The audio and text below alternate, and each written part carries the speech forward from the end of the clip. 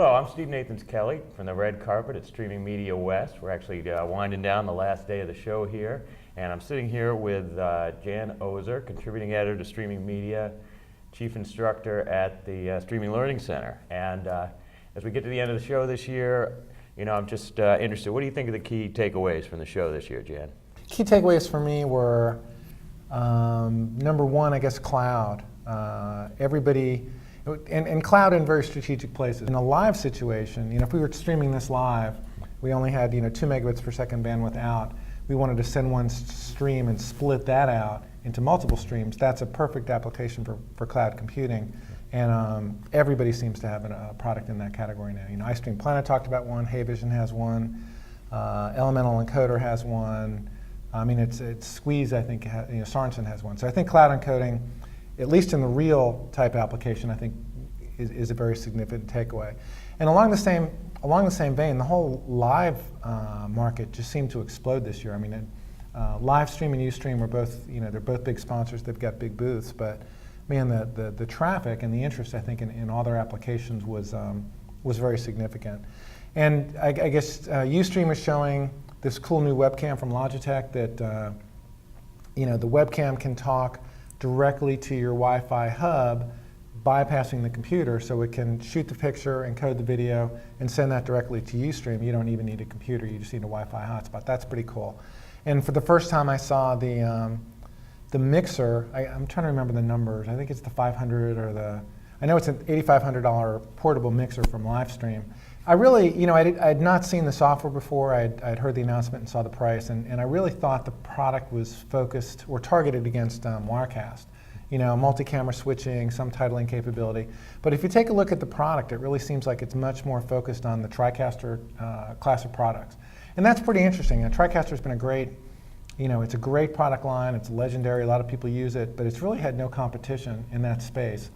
And what Livestream is doing is, if you can buy the box, and the box for them was kind of the proof of concept, right? They wanted to test operation on one set of known inputs, one set of operating system, one type of device. Once they feel that it's secure, it's stable, it's going to work on a lot of different devices, they're going to roll it out as a software package only. And what they're going to do is it's free if you're a Livestream subscriber, but it's $2,000 if you want to use it to connect to Ustream or some other service provider. So they really are getting into the software business, and I think they really see their vision of the product as creating streams for them to distribute.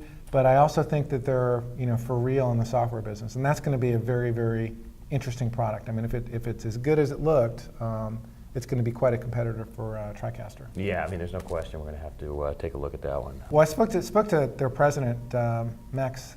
I always say his name wrong, but I think it's Hout or Hout. I asked him, you getting in the software business, and he said, we're not.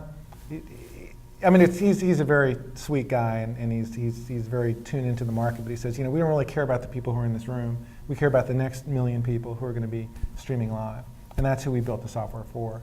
So it's, I think he really is still trying to drive business to live stream with the software, but you can't dip your toe into the software water. You got to be credible. And the software looks very, very credible. All right, well, that's a good wrap up. I think it's been a good show this year. Yeah, nice. I've been in here most of the time, but good to get the word from somebody who's been out there. Well, it was it was a high energy show, and it really seemed like the people who came through were interested, and they were producing, and they wanted to do more producing, and the exhibitors were happy with the traffic. They always want more, but they felt that the people who showed up at the booth were very high quality prospects. And I had a bunch of people who asked really piercing questions in my sessions, and it's nice to see a lot of interest out there. I think it's been a really good show all the way around. They didn't get you rattled at all? It's tough questions. What's really kind of it's interesting to me is that I gave the same talk, particularly on producing for HTML5. So HTML5, we're not talking about coding, and we're talking about religion, right? Because Flash is bad and HTML5 is good. And when you point out simple facts like, hey, only 66% of the browsers out there are HTML5 compatible, it's like people are like, what? And then, only 80% of those play H.264, and it's like, what? And Mozilla still hasn't licensed H.264. It's like, and people just get really riled about it. And I I don't really have a fish to fry. I don't really care, right? I don't. But I want to work on the basis of facts. And the fact is, whether it's Dash or whether it's HTML5, I mean, at this point, they've all got, it's like, if it's so good, why isn't CBS and CNN and Fox and ESPN using it? Why are they still using Flash? They're using HTML5 somewhat on the mobile side, but for desktops, it's still Flash. And if don't tell me it's awful, don't tell me about the flaws. Show me people who are using it and replacing Flash with HTML5. And it's just they're not doing it because it's not there yet. 2.5 years ago, the iPad was introduced and Flash was dead. I mean, we all saw the headline. So 2.5 years later, here we are, and it's really it's really sad when perception drives. Perception's more important than reality. And the reality is, whether it's Dash or whether it's HTML5, it's just not being used. Not that Flash is this great technology. It's just it's used on the desktop. It provides a superior experience to what you can get from HTML5. It's more pervasive than HTML5, and that's what people are using. And it just really stinks that 2 years, then 2 years after the iPad came out, now 2.5 years, the experience isn't the equivalent for an iPad as it is on a Flash-based desktop. Yet people still say Flash is dead, and it's a terrible technology. That's. And we're going to use every bit of this. Yeah. All right. Well, thanks, Jan. It's been good to do this wrap up, and we're going to sign off now from the red carpet at Streaming Media West.